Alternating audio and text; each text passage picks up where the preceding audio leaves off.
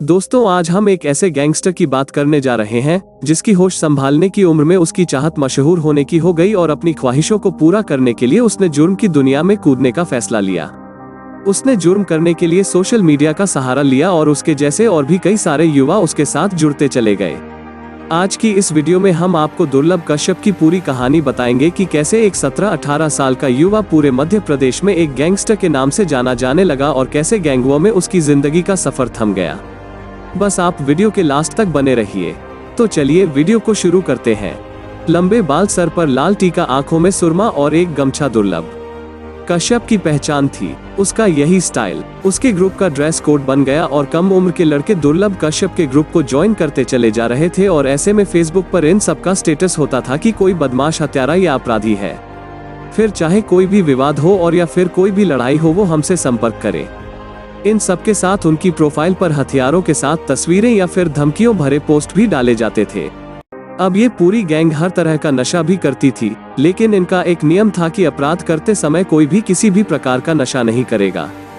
अब दुर्लभ कश्यप ने पेज पर 2018 में एक धमकी भरी पोस्ट डालकर दहशत फैलाना शुरू कर दी और तभी उनकी गैंग के कई सारे सदस्यों को गिरफ्तार कर लिया गया, जिनमें से कुछ तो अभी 18 साल से भी कम थे और उन पर गुंडागर्दी, मारपीट और लोगों को डराने के मामले भी दर्ज किए गए।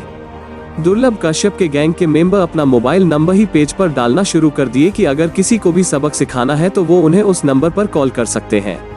अब इस ग्रुप के मेंबर बहुत तेजी से बढ़ना शुरू हो गए। ये ग्रुप रात में लोगों की गाड़ियों के कांच फोड़ने से लेकर लोगों को मारने पीटने का काम कर रहा था। अब इसके बारे में उज्जैन के तत्काल एसपी सचिन अतुलकर को खबर मिली और पुलिस ने 2018 में इस गैंग के कई सदस्यों को एक साथ पकड़ा और अक्टूबर 2018 में ही दुर्लभ कश्यप को पकड़ा गया और उसके नाबालिग होने के कारण उसे इंदौर स्थानांतरित कर दिया गया। और यही वो दौर था जिसके बीच दुर्लभ कश्यप बालिग हो गया और उसकी उम्र 18 साल हो चुकी थी। अब पुलिस ने दोबारा उसे अरेस्ट किया और इसी बीच वो पुलिस वालों की निगरानी में भैरवगढ़ जेल में 1 साल तक रहा। अब सचिन अतुलकर ने एक बार जेल का दौरा किया और उन्होंने दुर्लभ कश्यप से बात भी करी। उन्होंने उसे कहा कि तो जेल में ही सुरक्षित है और उसे ये भी कहा कि उसने उम्र से ज्यादा दुश्मनी पाल ली है। अगर तू बाहर निकलेगा तो कोई ना कोई तो जरूर उसे मार देगा और इसी वजह से दुर्लभ ने 1 साल तक जमानत ही नहीं करवाई। लेकिन आगे चलकर सचिन अतुलकर की बातें सच साबित हो गई और 24 जनवरी 2020 को दुर्लभ गैंग के सदस्य ने एक बीजेपी के नेता के बेटे का अपहरण कर लिया।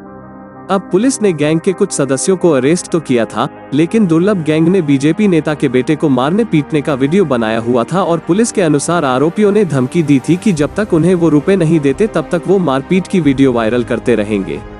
लॉकडाउन के स्टार्टिंग में दुर्लभ जमानत से छूटकर इंदौर में ही रह रहा था और लॉकडाउन जैसे ही खत्म हुआ वो उज्जैन वापस आ गया। अब दुर्लभ का क्राइम और भी ज्यादा बढ़ता गया और वो रात रात तक दोस्तों के साथ पार्टी करता। अब एक दिन दुर्लभ कश्यप रात को 2 बजे चाय पीने एक दुकान पर जाता है और वहीं पर दूसरी गैंग के मेंबर शाहनवाज कुछ दोस्तों के साथ वहीं चाय वाली दुकान पर ही थे और वहीं पर दोनों गैंग के बीच कहासुनी शुरू हो जाती है और दुर्लभ कश्यप नवाज को कट्टे से गोली मार देता है और शाहनवाज वहीं पर गिर जाता है। दूसरी गैंग के साथी दुर्लभ को घेर लेते हैं और उस पर चाकू से 34 वार करते हैं।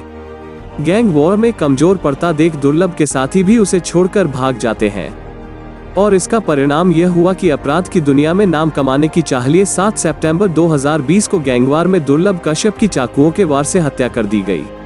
अब इसके बाद दोनों गैंगर्स के कई मेंबर्स की गिरफ्तारी हुई और दुर्लभ की गैंग के सदस्य के बयान पर शाहनवाज और उसकी गैंग के खिलाफ मर्डर का मुकदमा दर्ज किया गया और तभी से उज्जैन शहर से 20 साल के दुर्लभ कश्यप के नाम का खौफ और डर खत्म हो गया।